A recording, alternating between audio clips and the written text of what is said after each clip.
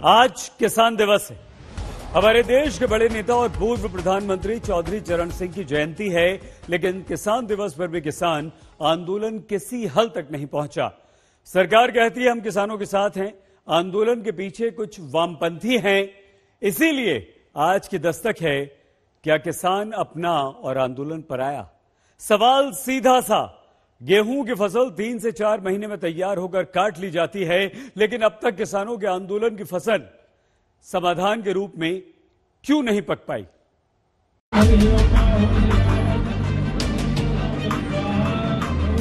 किसान हवन कर रहे हैं इस कामना के साथ कि सरकार को सद्बुद्धि आए। किसानों को फसलों के ठीक रेट मिले, उसलिए अमन करते हैं। सरकार को सद्बुद्धि दे, उसलिए अमन करते हैं। कृषि मंत्री हंसते हुए कहते हैं, आप तो हमारा स्टैंड जानते ही हैं। चाहो तो आप मेरा पुराना बयान भी चला सकते हो। कांग्रेस के नेता किसानों के समर्थन में अपनी राजनीतिक थाली बजा रहे हैं और रोज अब भी आम आदमी आंदोलन की जाम में जूझता दिखता है। यही कहानी है एक फंसे हुए आंदोलन की, जहां किसान चाहते हैं तीनों कानून वापस हो। सरकार कहती है देश के किसान तो समर्थन में है, सियासत थाली पीटती है और फंस गए आंदोलन में फंसा हुआ आदमी अपना माथा। 28वें दिन भी आंदोलन में भूख हड़ताल की रिले रेस जारी मिली। रोज 11 किसान बारी बारी अनशन करते दिखे। तो सिंघू बॉर्डर से लेकर गाजीपुर बॉर्डर तक किसान हवन करते दिखे। सरकार सुधर जाए, यज्ञ के माध्यम से सुधर जाए। तो ये यज्ञ की जो बात है कि किसान वनवासी हो गए हैं और कह रहे हैं कि शायद सरकार सुधरे, सरकार जो प्रस्ताव लेकर के आए वो इनके हितों में हो। आपको दिखाएंगे कि किस तरीके से यहाँ पर चौधरी चरण सिंह की जो यहाँ पे पोस्टर्स हैं वो भी लगाए गए हैं। उनको 118वीं जयंती है चौधरी चरण सिंह की और किसान नेताओं का यही कहना है कि कम से कम सरकार ये कोशिश करे कि जो किसानों का पक्ष है वो सुना जाए। क्या वाकई सरकारी खेमे में भी कुछ यही सोच है? जवाब है नहीं। किसान साफ कह रहे हैं तीनों कानून पूरी तरह रद्द करो, संशोधन की कोई बात नहीं। सरकार कहती है क्या बदलाव चाहते हो बताओ, बातचीत को तैयार है। सरकार के प्रस्ताव पर क्या टिप्पणी करना चाहते हैं, उस प्रस्ताव पर क्या जोड़ना चाहते हैं, क्या घटाना चाहते हैं, वो हमको बताएंगे और कब उनको सुविधा है वार्ता करने के लिए वो तारीख और समय हमें बताएंगे। तो भारत सरकार पूरी तरह वार्ता के लिए उनके साथ तैयार है। आपके प्रस्ताव में अनिवार्य वस्तु संशोधन कानून का जिक्र तक भी नहीं है। हम फिर साफ कर दें कि हम इन तीनों कानूनों में संशोधन की मांग नहीं कर रहे, बल्कि इन्हें पूरी तरह निरस्त करने की मांग कर रहे हैं। फिलहाल यही लग रहा है, न नौमन तेल होगा, न राधा नाचेंगी, न सरकार कानून वापस लेगी, न बातचीत आगे बढ़ेगी। ऐसे में सरकार ने अपना फोकस देश के बाकी किसानों पर कर दिया। 25 दिसंबर को अटल बिहारी वाजपेयी की जयंती पर किसानों के साथ बड़ा संवाद प्रधानमंत्री करने जा रहे हैं। दावा है करोड़ों किसानों से किसान चौपाल के जरिए संवाद आगे बढ़ेगा। यूपी में बीजेपी कार्यकर्ता कृषि मंत्री नरेंद्र सिंह तोमर की चिट्ठी लेकर घर घर जाएंगे और किसान सम्मान निधि की 7वीं किस्त एक बटन दबाकर देश के करोड़ों किसानों को प्रधानमंत्री देंगे। 25 दिसंबर को जब सुशासन दिवस है, उस दिन 9 करोड़ किसानों को 18,000 करोड़ रुपया एक बटन दबाकर 2 घंटे के भीतर 9 करोड़ किसानों को उनके अकाउंट में ट्रांसफर किया जाएगा। चूंकि आंदोलन अभी दिल्ली, पंजाब, हरियाणा में सीमित है, इसलिए सरकार ने अपना ध्यान उन किसानों पर लगाया जो देश में बाकी जगहों पर समर्थन में है।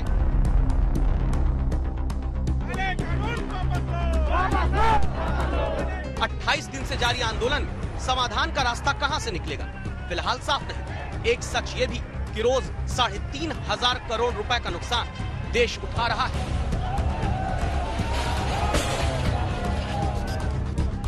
अनीशा माथुर और कुमार कुणाल के साथ आशुतोष मिश्रा, दिल्ली आज तक।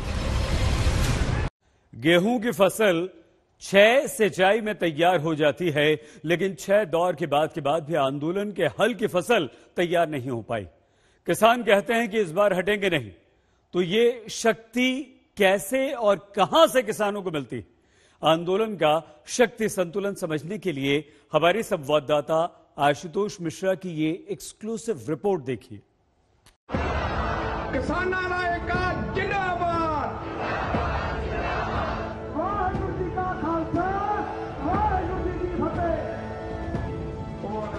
28 दिन से आंदोलन करता किसान रोज सुबह अखबार में खोजता है खबर।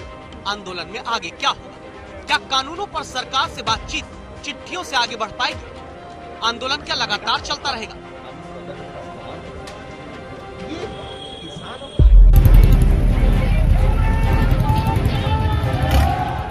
आज तक संवाददाता आशुतोष मिश्रा ने पंजाब से दिल्ली आते और दिल्ली से पंजाब हरियाणा जाते किसानों के बीच सफर करके आंदोलन के शक्ति संतुलन को आपके लिए समझा है।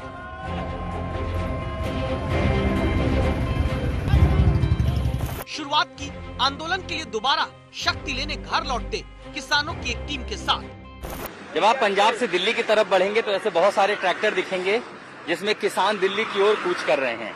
उसी तरह जब आप दिल्ली से पंजाब की ओर बढ़ेंगे तो हरियाणा और पंजाब में बहुत सारे लोग दिखेंगे जो इन्हीं ट्रैक्टरों पे बैठकर वापस अपने गांव जा रहे हैं। और इसीलिए अगले कुछ पल इन किसानों के साथ इस चलती फिरती जिंदगी में ये समझने की कोशिश कि आखिर अन्नदाता नाराज क्यों है। आगे ट्रैक्टर, पीछे ट्रॉली, ट्रॉली में बिस्तर, कालीन, ऊपर बरसात और गिरते पारे में ठंड से बचाने को तिरपाल, भीतर चार्जिंग पॉइंट। आंदोलन के लिए चार्ज करने वाला यही अस्थायी घर है किसानों का। तो क्या किसान 28 दिन में थोड़ा निराश होकर लौटने लगे? जवाब है नहीं। अब वापस क्यों जा रहे हैं? हम वापस काम काज करेंगे, 1 हफ्ते बाद या 5 दिन बाद फिर ट्रॉली लेके फिर आएंगे। गांव जा रहे हैं अपनी खेती बाड़ी या कुछ और देखने और लोगों को साथ लेने के लिए। कितने दिन बाद लौटेंगे? हम जाएंगे, हम 7 दिन बाद जाएंगे और लोगों को बताएंगे और इकट्ठे कर और 2-3 ट्रालियां लेके आएंगे। जितना भी इकट्ठ होगा उतना हमारे लिए अच्छा है। समझ लीजिए, अभी आंदोलन में बैठे किसान और समाधान के उजाले के बीच इतना ही फर्क है। किसान कहते हैं कि उन्हें तो सुधार के नाम पर काले कानून के अंधेरे में ढकेला गया है। हम वापस आ रहे हैं लेकिन गाड़ी पर हमारे गांव के और लोग वहां पर जा रहे हैं। अच्छा। हम 4 वापस आ रहे हैं तो 20 लोग हमारे गांव से आ रहे हैं।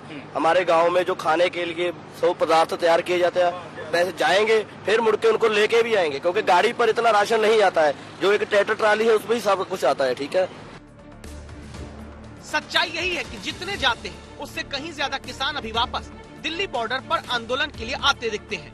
आंदोलन का यही शक्ति संतुलन, कुंडली और सिंघ बॉर्डर के बीच यही कहानी दिखी। पिछले 3 हफ्ते से दिल्ली की अलग अलग सीमाओं पर किसान धरने पर बैठे हैं। कृषि कानूनों के खिलाफ सबसे बड़ा आंदोलन चल रहा है सिंघू बॉर्डर पर। सिंघू बॉर्डर जहां एक तरफ दिल्ली का रास्ता शुरू होता है और उसके पिछले हिस्से की ये जो सड़कें हैं ये जोड़ती हैं हरियाणा और पंजाब को। मैं जहां पर हूं ये कुंडली बॉर्डर है। कुंडली वो जगह जहां से महज 6 किलोमीटर आगे सिंघू बॉर्डर है और ये पूरा रास्ता पीछे जो है वो हरियाणा और पंजाब को जोड़ता है। यहाँ से कई सारी गाड़ियां जो है लगातार आ रही हैं। ये किसान संगठन के लोग हैं, अलग अलग किसान हैं जो हरियाणा और पंजाब से लगातार सिंघू बॉर्डर की ओर जा रहे हैं। क्या किसान थकेंगे नहीं? रास्ते में किसानों को पानी पिलाने वाले चलते फिरते लंगर वाले टेम्पो में आशुतोष मिश्रा ने सवाल पूछा। अब जाएंगे घर? नहीं, घर का क्या फिक्र है, जब ये मानेंगे नहीं तो घर जाके क्या करना है। अभी भी आपको लगता है बातचीत से रास्ता निकल सकता है? निकल सकता है। ये चाहे तो गवर्नमेंट चाहे तो सरकार चाहे तो क्या नहीं हो सकता। ये रास्ता 8 किलोमीटर लंबा है, लेकिन आंदोलन की ताकत देने वाले किसानों की तादाद उससे कहीं ज्यादा लंबी। किसानों का हुजूम लगातार सिंघू बॉर्डर की ओर पहुंच रहा है। ये भी जो है तमाम सारे किसान हरियाणा और पंजाब से आ रहे हैं। सिंघू बॉर्डर के हम जिस इलाके में हैं, यहाँ से आगे का रास्ता सफर करना मुश्किल है क्योंकि इसके आगे कुछ है ही नहीं। ये आप देखिए सब कुछ बंद है, यहाँ से आगे गाड़ियां नहीं जाती हैं। लेकिन किसानों की जो रसद है, उनकी जरूरत का सामान है, पीने का पानी है, दवाइयां है, खाने का, वो सब कुछ लेकर के किसान यहाँ तक पहुँच रहे हैं। रास्ते में ट्रैक्टर बदलते गए, कहानियां भी। दिल्ली के किसानों के लिए पंजाब के मानसा से ट्रॉली भरकर लकड़ी आ रही है ताकि आंदोलन की आग ठंडी न पड़ जाए। आगे कैसे रास्ता निकलेगा? किसी को कुछ नहीं होगा किसी को, ऐसे निकलेगा, रास्ता निकलेगा, बिल वापस होंगे। रसद भी तो खत्म हो जाएगी तो आंदोलन कैसे चलेगा? कुछ नहीं खत्म, कुछ नहीं होगा। जब तक कब चलेगा, सब कुछ जहाँ बाजू रहेगा जी। 1 साल भर चलेगा, साल भर का राशन है हमारे पास। ये जो किसान है अपनी जरूरत का सामान लेके यहाँ पहुँचे हैं। यहाँ से आगे जाहिर है कुछ लोग घर भी जाते हैं, एक जाते हैं, उनकी जगह 2 लौट कर आते हैं। आंदोलन सिंघू बॉर्डर पर लगातार जारी है। आशुतोष मिश्रा, दिल्ली आज तक। न दिल्ली में आंदोलन थम रहा, न पश्चिम बंगाल में राजनीतिक हिंसा। पश्चिम बंगाल के राज्यपाल ने कहा, आने वाले दिन राज्य के लिए काफी चुनौतीपूर्ण होंगे।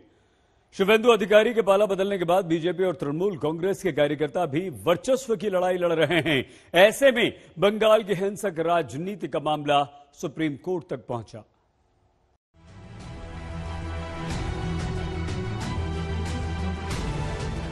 पश्चिम बंगाल का पूर्वी मिदनापुर,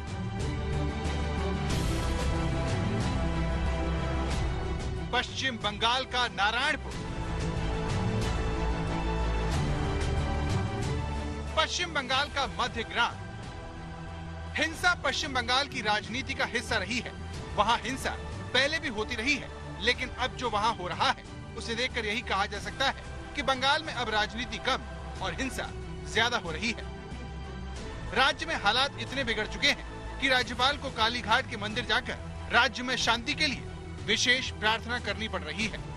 मैंने प्रार्थना की है, कामना की है कि आने वाले समय में मां काली की कृपा हर नागरिक पर और प्रांत पर रहे, ताकि भय और हिंसा का वातावरण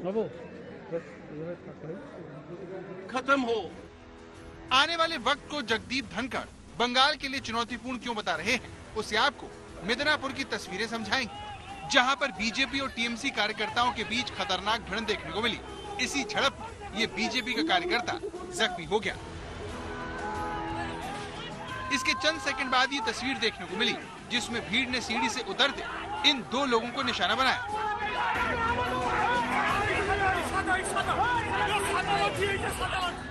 जब भीड़ का इससे भी मन नहीं भरा तो उन्होंने इस घर पर पत्थर फेंकने शुरू कर दिए। पूर्व मिदनापुर जिला हमेशा से ही शुभेंदु अधिकारी के दबदबे वाला जिला रहा है। पिछले 3 दशकों से अधिकारी परिवार का यहाँ वर्चस्व रहा है।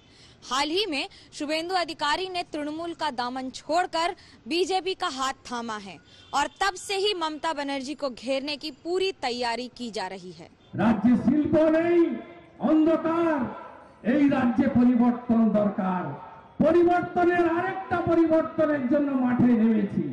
আর তৃণমূল কংগ্রেস কোম্পানিকে বলবো, তার নেত্রীকে বলবো, নিজের দমে যদি মুখ্যমন্ত্রী হতেন 2001-এ হতেন, আমার জন্য বলবো না। बीजेपी और टीएमसी में कई वर्षों से टकराव हो रहा है, लेकिन शुभेंदु अधिकारी दोनों दलों के बीच राजनीतिक प्रतिस्पर्धा की धुरी बनते दिख रहे हैं, जिनका राज्य की 50 सीटों पर असर माना जाता है। मैं दिल से शेर हूँ, मैं शेर की भेष में बिल्ली नहीं हूँ। कई और लोग हैं जो इसके एजेंसी के डर में वो दुम दबा के बीजेपी के स्टेज पर जा रहा है और वहाँ से बीजेपी के तरफ से जो बोलना है तो वो भोंक रहा है बीजेपी के तरफ से। इसमें कोई आइडियोलॉजिकल मैटर नहीं है। विचारधारा की जंग में पश्चिम बंगाल का नुकसान हो रहा है, क्योंकि मिदनापुर हो या फिर नारायणपुर, दोनों दल आमने सामने। नारायणपुर में पुलिस स्टेशन के बाहर ये बीजेपी कार्यकर्ता है जो अपने साथी की हत्या के विरोध प्रदर्शन पर बैठे हैं। इसी तरह का प्रदर्शन उत्तरी 24 परगना के मध्य ग्राम में भी देखने को मिला, जहां बीजेपी ने तृणमूल कांग्रेस पर कार्यकर्ता की हत्या करने का आरोप लगाकर आरोपियों की गिरफ्तारी की मांग को लेकर रास्ता जाम किया। मरने वाले बीजेपी कार्यकर्ता के बेटे ने दावा किया कि उसके पिता ने 6 साल पहले बीजेपी से नाता जोड़ा था, जिसकी वजह से टीएमसी के कार्यकर्ताओं ने उन्हें गोलियों से भून दिया। बीजेपी का दावा है कि पिछले कुछ वर्षों में पार्टी के 300 से अधिक कार्यकर्ताओं की हत्या हो गई है या उन्हें मारा गया है। ऐसे में पार्टी का मानना है कि अगर निष्पक्ष चुनाव कराने हैं पश्चिम बंगाल में तो केंद्रीय बलों की तैनाती बहुत जरूरी है। पश्चिम बांग्लाয় एकदम निर्भुल ভোটার তালিকা করতে হবে।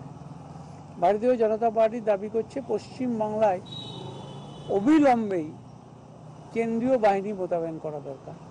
কারণ বাংলায় কোনো গণতন্ত্র বলে কোনো ব্যবস্থা নেই, বিরোধীদের কোনো নিরাপত্তা তো দূরের কথা, একদম রাস্তাঘাটে কোন সময় কার কি হবে কেউ জানে না।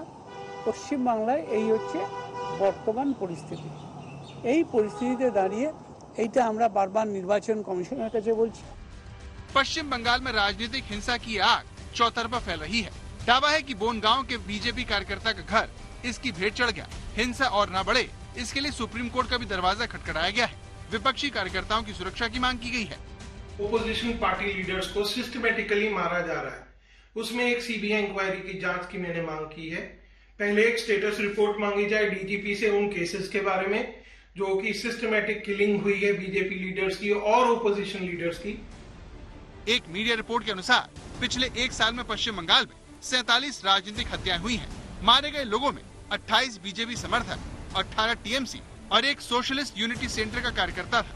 दावा है कि सबसे ज्यादा सियासी मर्डर दक्षिण बंगाल में हुए हैं, जहां पर बीजेपी ने सबसे ज्यादा बढ़त बनाई है। हालांकि बीजेपी इस आंकड़े को सही नहीं मानती। सत्ता का अहंकार जब सर पर चढ़ जाता है तब इस प्रकार की घटनाएं आकार लेती है। मैं आज इस प्रेस वार्ता के माध्यम से तृणमूल कांग्रेस के सभी नेताओं को बताना चाहता हूं कि आप एक गलत फहमी में मत रहिए कि इस प्रकार के हमले से भारतीय जनता पार्टी की गति रुकेगी, भारतीय जनता पार्टी का कार्यकर्ता रुकेगा और भारतीय जनता पार्टी अपने कदम पीछे ले लेगी। बंगाल चुनाव में अभी वक्त है। ऐसे में राजनीतिक हिंसा को रोकने के लिए राज्य और केंद्र दोनों को मिलकर काम करना चाहिए। तभी राज्य के लोग बिना भय के संविधान से मिले अपने अधिकार का इस्तेमाल कर पाएंगे। कोलकाता से मनोकिया लोईवाल के साथ आज तक ब्यूरो। कबीर कहते थे, पोथी पढ़ पढ़ जग मुआ, पंडित हुआ न कोई, ढाई आखर प्रेम का, पढ़े सो पंडित होए। केरल में ये बात सच सिद्ध हुई है। मामला एक नन की हत्या से जुड़ा हुआ है, जिसे एक चोर की गवाही से पूरे 28 साल बाद इंसाफ मिला। जानते हैं नन को मारने वाले कौन थे? एक फादर और एक सिस्टर, जिनकी इस हरकत ने एक चोर को ईश्वर का सच्चा सिपाही बना दिया, जो 28 सालों तक सच के रास्ते पर चला और सिस्टर अभया को इंसाफ दिलाकर ही माना।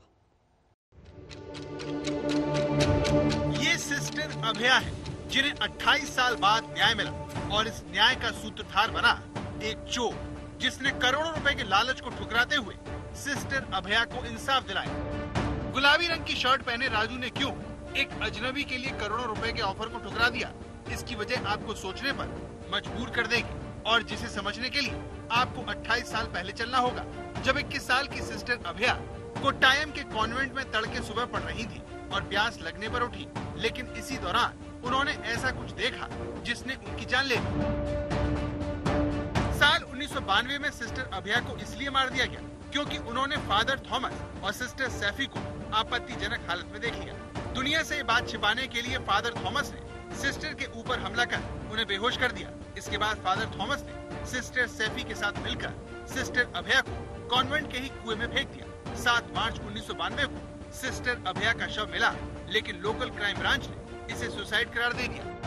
इसके बाद ये मामला सीबीआई के पास पहुंचा, जिसने इसे मर्डर बताया, मगर अगले 2 दशकों तक ये केस आगे नहीं बढ़ा।